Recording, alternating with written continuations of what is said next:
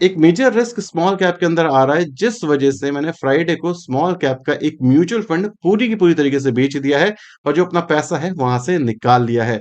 Yes, आपने सही सुना है, यहाँ पे मैंने प्रॉफिट बुकिंग की बात नहीं करी है। मैंने पूरा म्यूचुअल फंड ही बेच दिया, जितने पैसे थे वो सारे के सारे ही रिडीम कर लिए। आई नो काफी सारे लोगों का कमेंट आना शुरू हो चुका होगा कि भाई आप तो लमसम की बात कर रहे थे कल तक, आज आप रिस्क की बात कर रहे हो। पूरी वीडियो देखो, पूरा लॉजिक समझो तो आप समझ जाओगे कि एग्जैक्टली मेरा मतलब क्या है और एग्जैक्टली मैं उन पैसों के साथ कर क्या रहा हूं। सो डायरेक्टली चलते हैं वीडियो के ऊपर और समझने की कोशिश करते हैं कि स्मॉल कैप में एक मेजर रिस्क है क्या। इस समय पे हम निफ्टी 250 इंडेक्स देख रहे हैं और अगर हम सिर्फ और सिर्फ एक साल की बात करें तो एक साल के अंदर इस इंडाइसेस ने आपको करीब करीब 102% से 105% के बीच के अंदर रिटर्न दिए हैं, जो कि शानदार रिटर्न है। इसके अंदर कोई दो राय वाली बात नहीं है, हम सब ने दबा करके पैसा छापा है। वहीं पे अगर हम लॉन्ग टर्म ट्रेजेक्टरी की बात करें, क्योंकि हम एक साल के रिटर्न देख करके काफी खुश या काफी ज्यादा निराश नहीं हो सकते, तो अगर हम 5 साल की बात करते हैं, मतलब 2020 से लेकर के अभी तक, तो 5 साल के अंदर भी इस इंडाइसेस ने आपको करीब करीब 230% के आसपास का रिटर्न दिए हैं, जो शानदार रिटर्न है। अगर आप देखोगे सो ऑन एन एवरेज 20 से 22% के सीएजीआर आपको इसके अंदर से निकलते दिखेंगे, जो शानदार है। इसके पीछे एक मेजर रीजन था कि इसने इतने रिटर्न दिए क्यों। इसने जो रिटर्न दिए हैं वो दिए हैं हमारे और आपके बाइंग की वजह से। हमारी जो एसआईपी अमाउंट बढ़ी है, जो कि मेनली जा रही है स्मॉल कैप और मिड कैप के म्यूचुअल फंड्स के अंदर, जिस वजह से उसके स्टॉक के अंदर बाइंग ज्यादा आई और जिस वजह से ये जो स्टॉक्स हैं ये काफी तेजी से चले और हमारे म्यूचुअल फंड ने काफी सारे पैसे बनाए। ये मेन रीजन है जिस वजह से इस इंडाइसेस ने इतने शानदार आपको रिटर्न बना करके दे दिए। अब मेजर प्रॉब्लम क्या है बाजार के अंदर कि जब एकदम से वॉल्यूम्स बढ़ते हैं तो उस केस के अंदर जो सेलिंग प्रेशर है वो उतना ज्यादा आता नहीं है, जिस वजह से एकदम से कहीं ना कहीं जो हमारा स्टॉक प्राइस है वो ऊपर की साइड मूव करता है। इनिशियल लेवल पे अगर आप देखोगे जो एफआई की सेलिंग आ रही थी, जिस वजह से हमारा बाजार गिरता था, वो जो एफआई की सेलिंग इंपैक्ट करती है वो सिर्फ और सिर्फ लार्ज कैप और मेनली मिड कैप को इंपैक्ट करते हुए दिखती है। बिकॉज जो एफआई होते हैं वो स्मॉल कैप में ऑलरेडी काफी कम पोजीशन बिल्ड करते हैं, बिकॉज स्मॉल कैप के अंदर इतनी वॉल्यूम ही नहीं होती कि इतना सारा पैसा जो एफआई मतलब फॉरेन इंस्टीट्यूशंस लेकर के आते हैं उसको कंज्यूम कर पाए। और यही एक मेन रीजन है जिस वजह से आपको लार्ज कैप के अच्छे स्टॉक्स चलते हुए नहीं दिख रहे।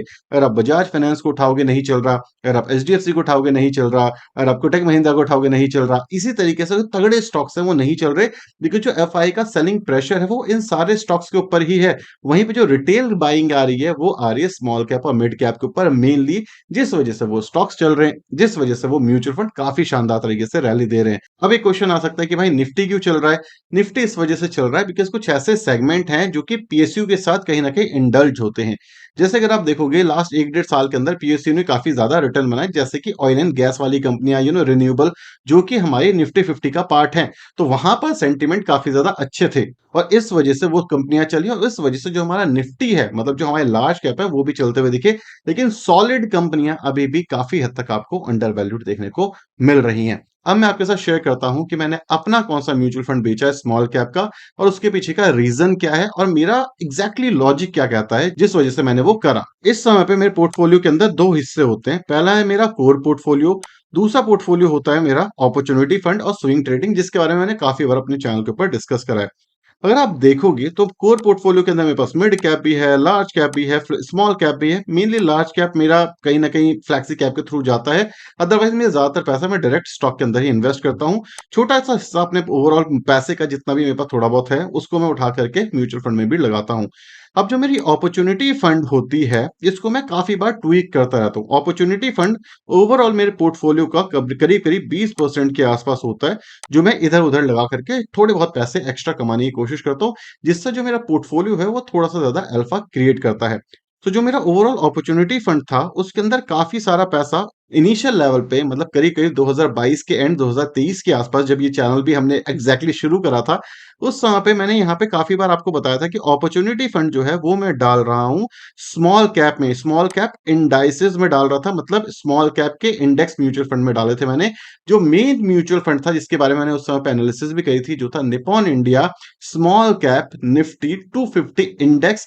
जब मैंने वहां पे एनालिसिस करी थी मैंने आपको साफ साफ बताया था कि यार उस समय पे मैं भी उसके अंदर पैसा डाल रहा हूँ और उस भरोसा में जब मैंने पैसा डाला था, उसके बाद वहां पे मैंने एक बार प्रॉफिट बुक भी करा है बीच में, बाकी का पैसा मैंने पड़े रहने दिया था कि भाई मार्केट चलेगी तो चलती रहेगी।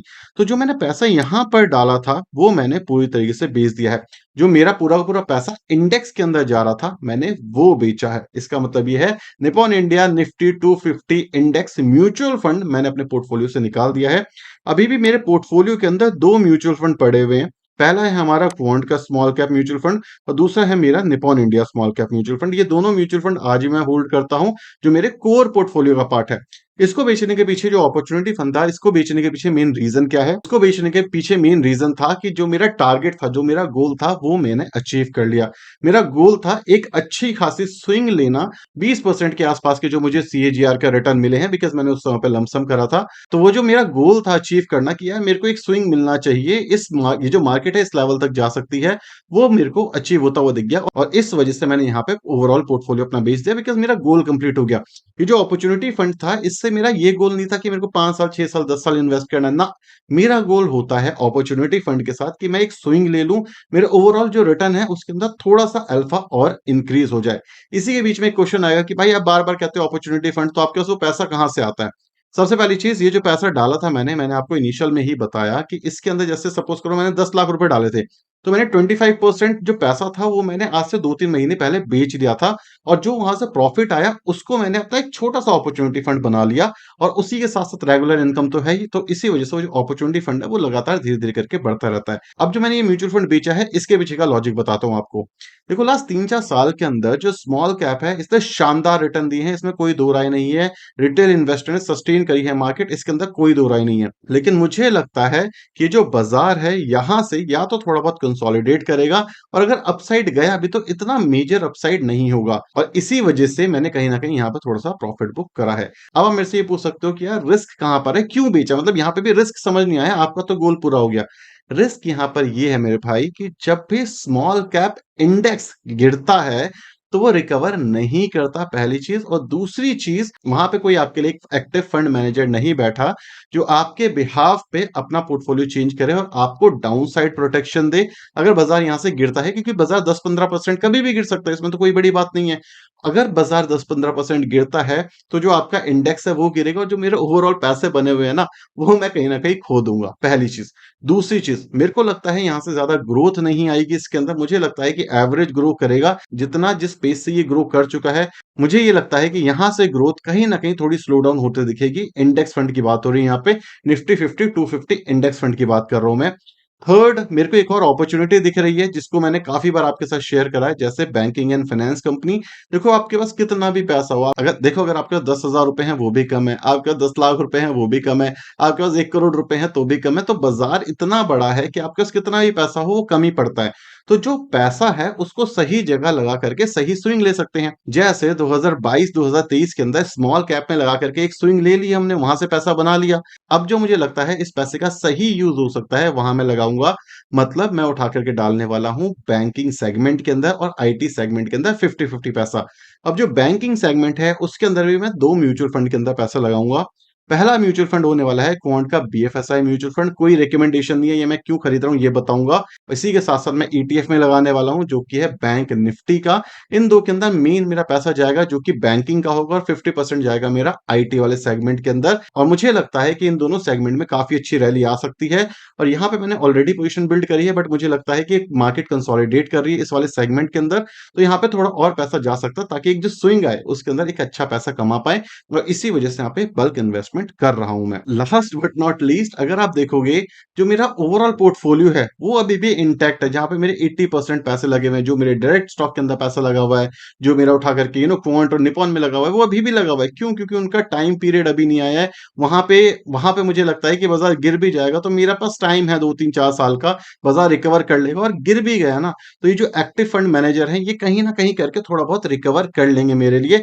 मेरे को बैठना नहीं पड़ेगा कि भाई इंडाइसिस दोबारा ऊपर आए तभी मैं यहां से निकलूं। इसी वजह से निपॉन इंडिया निफ्टी 250 इंडेक्स के अंदर, जो कि हमारा इंडेक्स को कॉपी करता है म्यूचुअल फंड, उसके अंदर रिस्क बढ़ता जा रहा है और इस इंडाइसिस के अंदर डाउन साइड प्रोटेक्शन भी नहीं है, क्योंकि आपके बिहाफ पे कोई भी एक एक्टिव फंड मैनेजर आपका जो रिस्क है वो मैनेज नहीं कर रहा है। और ये बेसिक रीज़न है जिस वज़ह से मैंने अपना पोर्टफ़ोलियो को थोड़ा-सा शफ़ल करा है। और मैं हमेशा आपको एक चीज़ कहता रहता हूँ कि मार्केट सिचुएशन के हिसाब से आपको अपना पोर्टफ़ोलियो को शफ़ल करना चाहिए। जो आपका कोर पोर्टफ़ोलियो है वो हमेशा इंटैक्ट रहना चाहिए। लेकिन जो अपॉर्च्युनिटी फंड है उसका सही यूज़ आप तब कर पाओगे जब एक सही टाइम पे अच्छे इंडेक्स के अंदर पैसा लगाओगे। तो मेरे हिसाब से निफ्टी और बैंकिंग अच्छा है और इसी वज़ह से मैं उसके अंदर जितना ज़्यादा पैसा डाल सकता हूँ, डालने की कोशिश कर रहा हूँ, ताकि आने वाले 1 डेढ़ साल, 2 साल के अंदर वहाँ पे जो स्विंग मिले, उसका मैं मैक्सिमम बेनिफिट उठा पाऊँ। इस समय पे अच्छी बात है कंसोलिडेशन वाले ज़ोन में चल रहा है, जितना पैसा आ रहा है मेरा, मेनली मैं इस समय पे उन दोनों सेगमेंट के अंदर ही डाल रहा हूँ। चाहे वो लंप सम के रूप में हो, चाहे वो एसआईपी के रूप में हो, चाहे वो स्टेप अप के रूप में हो, तो सारा का सारा पैसा इस समय पे मेरा वहीं जा रहा है। अब एक क्वेश्चन यहाँ पे आ सकता है जिनके पोर्टफोलियो में ये वाला म्यूचुअल फंड है कि भाई मेरे पोर्टफोलियो में है तो मुझे क्या करना चाहिए? आप कुछ सलाह दे सकते हो क्या? देखो, मैं आपको एक सिंपल सी सलाह देना चाहूँगा इंडेक्स म्यूचुअल फंड के ऊपर। ये सलाह भी नहीं है, ये बड़ा भाई, छोटा भाई जो आप समझना चाहो उसको लिख करके एज़ अ मतलब सजेशन समझ सकते हो, ठीक है? वो ये है कि स्मॉल कैप के अंदर अगर आप पैसा डालना चाहते हो इंडेक्स में स्पेशली, सो इंडेक्स के अंदर आपको पैसा तब डालना चाहिए जब आपको एकदम ग्रेट अपॉर्च्युनिटी दिखे, एकदम से बड़े से स्विंग की, ठीक है? तब डालना चाहिए इंडेक्स में पैसा, क्योंकि इंडेक्स अगर कंसोलिडेट करेगा, तो इस वजह से आपका पैसा नहीं बनेगा और थोड़ी-सी ज़्यादा फीस दे करके जब आपको एक एक्टिव फंड मैनेजर मिल जाएगा तो आपको इंडेक्सेस में पैसा क्यों डालना है। और जो स्मॉल कैप का इंडेक्स होता है ना, जिस दिन वो गिरता है तो नीचे काफी टाइम तक कंसोलिडेट करता रहता है। उस समय पे कोई बात नहीं करता रिटर्न की और किसी भी और चीज की। रिटेल इन्वेस्टर अच्छे हैं, ये पैसा डाल रहे हैं, वो सब अच्छा है। बट मुझे लगता है कि एक अच्छी अपॉर्चुनिटी मेरा इंतजार कर रही है और मेरे पास पैसों की कमी है, तो मैंने सोचा कि भाई पैसा रोटेट करने का टाइम आ चुका है। आई नो टैक्सेस लगेंगे, आई नो बाकी सारी चीजें, वो होगा, वो देखते रहेंगे। अगर आपके पोर्टफोलियो में ये म्यूचुअल फंड है और आपका टाइम पीरियड अभी भी 5 साल, 6 साल, 7 साल का है, तो भाई इसमें बने रहो, कोई दिक्कत नहीं है। म्यूचुअल फंड वाइज़ कोई दिक्कत नहीं है। लेकिन अगर आपके पास टाइम पीरियड नहीं है, आपको एक अच्छी अपॉर्च्युनिटी दिखती है कि भाई हाँ, कहीं और ज़्यादा पैसा बन सकता है, तो मेरे हिसाब से कोई इश्यू वाली बात नहीं है। पोर्टफोलियो चेंज करना चाहिए। बाय एंड फॉरगेट वाली ट्रेडिशनल वे डेफिनिटली आप फॉलो कर सकते हो अगर आप चाहो तो। बट मुझे लगता है कि अगर हम थोड़ा पोर्टफोलियो चेंज करके ज़्यादा अल्फा निकाल पाएँ तो क्यों नहीं? ये मेरा वे ऑफ इन्वेस्टिंग है, आपका बिल्कुल अलग हो सकता है। सो ये मेजर लॉजिक्स थे जो मैंने आपके साथ शेयर करे हैं। वीडियो पसंद आई है, अपडेट पसंद आया, इतना ट्रांसपेरेंट रहना मेरा पसंद आया, तो इस वीडियो को लाइक और चैनल को सब्सक्राइब आप बिल्कुल कर सकते हो। Thank you so much for watching this video. Tata, bye bye, signing of.